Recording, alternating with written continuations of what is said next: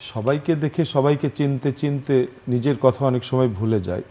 তবে যারা সুফিবাদে পথ চলে তো তারা সব সময় নিজেকে চেনার জন্যই নিজেকেই খুঁজে সারা বিশ্বময়। হাসান রাজা একটা তার বাণীতে বলেছেন যে আমার মাস্ত বাহির হইয়া দেখা দিল আমারে, আমি সারা জগৎ সারা বিশ্ব খুঁজেছি প্রভু তোমায়। যখন ক্লান্ত হয়ে এক জায়গায় বসেছি তখন সে আমাকে দেখা দিয়ে চোখ বন্ধ করে আছি, সে ডাকছে যে আমি তো সামনে এসেছি, তুই চোখ খুলে দেখ, দেখি আমি, আমার মধ্যে যে আমি আছি সেটাই বের হয়ে আমার সাথে দেখা দেয়। কোরআন শরীফে আল্লাহ বলছে যে তুমি তোমাকে চিনিলেই তুমি তোমার রবকে চিনিবে।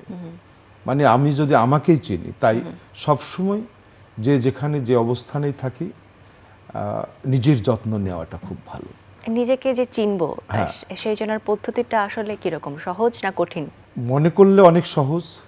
যা যা চোখে মুখে দেহে মনে যা ভালো লাগে সেটার থেকে সতর্ক থাকবেন, তাহলেই চিনে নেবেন।